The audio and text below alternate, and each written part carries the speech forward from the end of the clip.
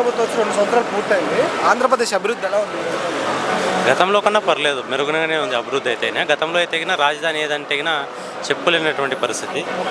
ఇప్పుడైతే రాజధాని ఏదంటే మేము రాజధానిలో పని ఉంది కాబట్టి ఈరోజు అమరావతికి వచ్చేసినాం, విజయవాడకు వచ్చాము. విజయవాడకు వచ్చి మా పనులు చూసుకొని వెళ్ళిపోతూ ఉన్నాము.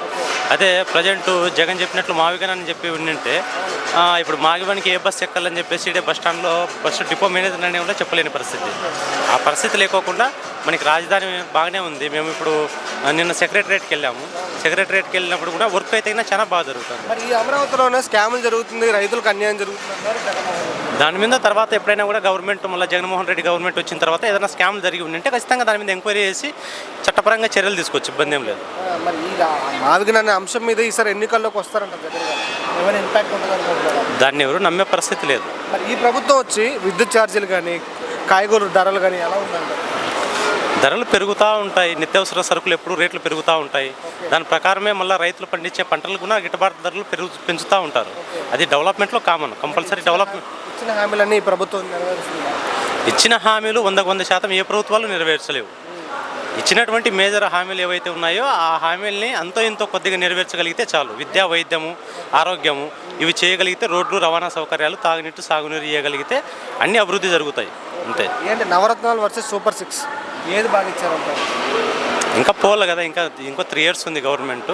ఇంకో 2 years అయిన తర్వాత దాని మీద రెస్పాండ్ చెప్పగలుగుతాం. వచ్చి కక్ష సాధింపు రాజకీయాలు జరుగుతుందనేసి జగన్ గారు. ఏ గవర్నమెంట్ వచ్చినా కూడా రాజకీయాలకి కక్ష సాధింపు అనేది ఉంటుంది. లాస్ట్ గవర్నమెంట్లో నారా చంద్రబాబు నాయుడు గారిని అరెస్ట్ చేసి జైలుకి పంపించినటువంటి పరిస్థితి. ఇంకా ఈ గవర్నమెంట్ వచ్చిన తర్వాత కూడా దాదాపుగా జగన్మోహన్ రెడ్డి మీద 1,00,000 కేసులు ఉన్నాయి, వాళ్ళ రాజకీయ నాయకుల మీద ఉన్నాయి. వాళ్ళు ఇంకా ఎవరిని అరెస్ట్ చేయకోకుండా బయటే తిరుగుతూ ఉన్నారంటే ప్రజాస్వామ్య దేశంలో ఇంకా స్వేచ్ఛ స్వతంత్రాలు ఉన్నట్టే కదా. రూల్ ఆఫ్ కాకుండా రూల్ ఆఫ్ ఫియర్గా నడుస్తుంది ఈ ప్రభుత్వం వచ్చి. రెడ్ బుక్ రాజ్యాంగం జరుగుతుంది అంటారు. అది రాజకీయ విమర్శల్లో సర్వసాధారణం, అంతే. దానికేమి చేయాల్సిన అవసరం లేదు.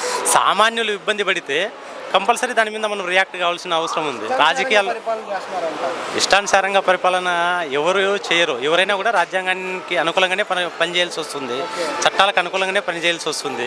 ఎవరైనా కూడా ఒక సిస్టాన్ని మెయింటైన్ చేస్తేనే పరిపాలన కంటిన్యూ సాగుతుంది, అంతే. ఏంటంటే ఓవరాల్గా ఈ కూటమి ప్రభుత్వం గురించి ఒక్క మాటలో మీ అభిప్రాయం అంటే? గతంలో కన్నా పర్లేదు, బాగానే చేస్తూ ఉన్నారు, ఇబ్బంది ఏం లేదు.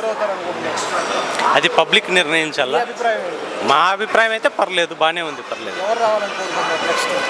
కూటమి ప్రభుత్వమే ఇట్లాగే కంటిన్యూ ఉంటే ఇంకో 10 ఏళ్ళు ఉంటే మనకి యువతకు కూడా ఏదో ఉద్యోగ అవకాశాలు జరుగుతూ ఉన్నాయి కదా, అవన్నీ దొరుకుతాయనే అభిప్రాయం అంతే.